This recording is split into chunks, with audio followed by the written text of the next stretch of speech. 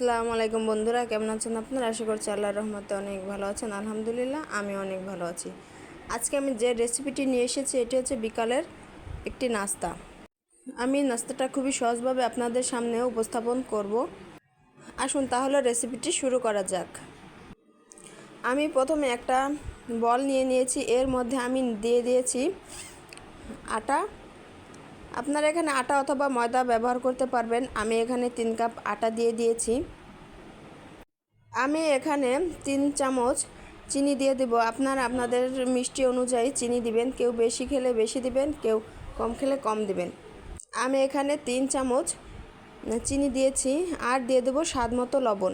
লবণটা আপনারা প্রথমে একটু কমই করেই দিবেন, লবণটা যেন বেশি না হয়।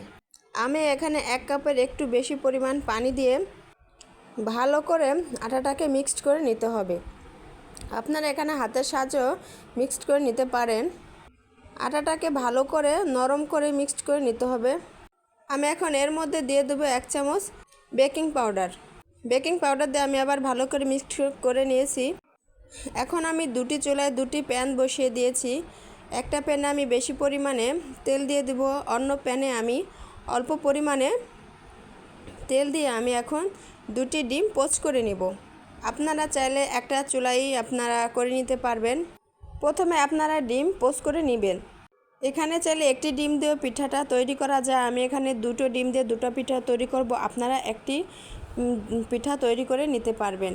আমরা যেভাবে ডিম পোস্ট করে খাই ঠিক সেভাবেই ডিমটি পোস্ট করে নিতে হবে। ভিতরে অল্প পরিমাণে একটু লবণ দিয়ে দিতে হবে, আর ডিমটাকে ভালো করে ভেজে নিতে হবে। আমরা বেশি মানুষ, তাই আমরা এখানে দুটি ডিম নিয়ে দুটি পিঠা তৈরি করে নেব। আপনারা একটি ডিম দিয়েও করে নিতে পারবেন।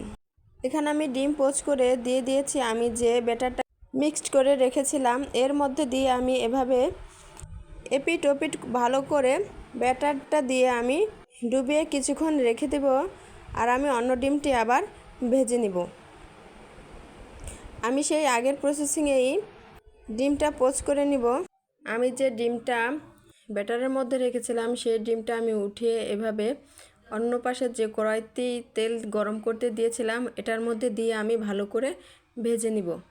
আপনারা একটু ভালোভাবে লক্ষ্য করলেই দেখতে পাবেন আমি কিভাবে করে নিচ্ছি। এদিকে আমার অপর ডিমটাও পোস্ট করা হয়ে গিয়েছে। আমি আবার ব্যাটারের মধ্যে রেখে দিলাম। এখন এই ডিমটাকেও ব্যাটারের মধ্যে ডুবিয়ে রেখে দেব। আর কড়াইতে যে পিঠাটা আমি দিয়েছি এটাকে আমি ভালো করে উল্টিয়ে পাল্টে ভালো করে ভেজে নেব, যেন আটাটা যেন সিদ্ধ হয়ে যায়। ভালো করে এপিট ওপিট উল্টিয়ে পাল্টে ভালো করে ভেজে নিতে হবে। এতক্ষণ আপনারা যারা আমার ভিডিওটি দেখছেন আপনাদের কাছে আমার একটাই অনুরোধ, আপনারা আমার চ্যানেলটি সাবস্ক্রাইব করে দিবেন, আর একটি লাইক করে দিয়ে আমার পুরো ভিডিওটি দেখে দিবেন।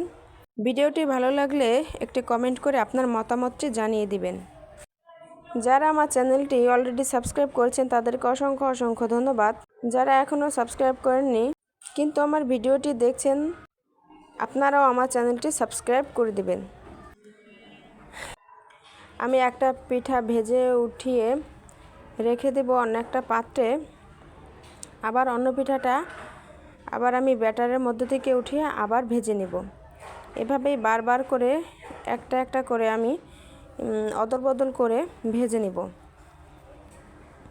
আপনারা চাইলে এখানে একটা পিঠা এভাবে উঠিয়ে আবার ব্যাটারের মধ্যে দিয়ে আবার উঠিয়ে আবার ভেজে নিতে পারবেন। আমি এখানে দুটো পিঠা দেখে আমি একটা উঠিয়ে রেখে দিচ্ছি, অন্যটা ভেজে নিচ্ছি, আবার অন্যটা উঠিয়ে রেখে দিচ্ছি, আবার অন্যটা ভেজে নিচ্ছি।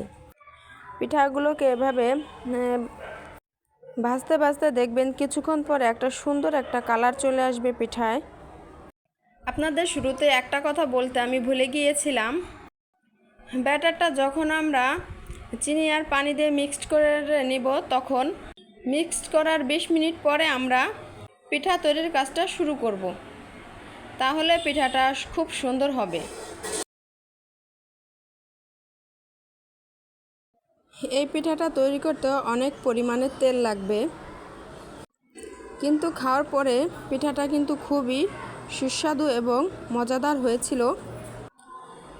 এইভাবে বারবার পিঠাটা ভাজতে হবে। যতটা পরিমাণে লেয়ার পড়বে পিঠার উপরে, ঠিক পিঠাটা দেখতে ততটাই লোভনীয় এবং খেতে অনেক মজাদার হবে। এভাবে ভাজতে ভাজতে অবশেষে আমার পিঠাটা সম্পূর্ণ প্রায় হয়ে গিয়েছে।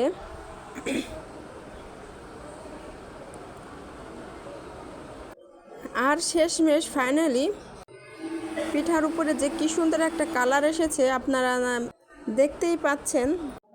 আর পিঠাটা কিন্তু না খেলে এর স্বাদ আপনারা বুঝতে পারবেন না যে পিঠাটা কতটা মজাদার। এই পিঠাটা আমি প্রথম আমার ভাইয়ের বিয়েতে গিয়ে খেয়েছিলাম।